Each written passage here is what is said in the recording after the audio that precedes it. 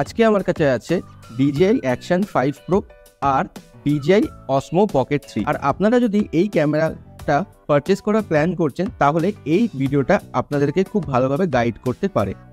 আর আমি এই চ্যানেলে আগে এই দুটো ক্যামেরারই ফুল রিভিউ ভিডিও করেছি, তো চাইলে আপনারা সেটাও দেখতে পারেন। প্রথমে কথা বলি বিল্ড কোয়ালিটি আর ডিজাইন নিয়ে।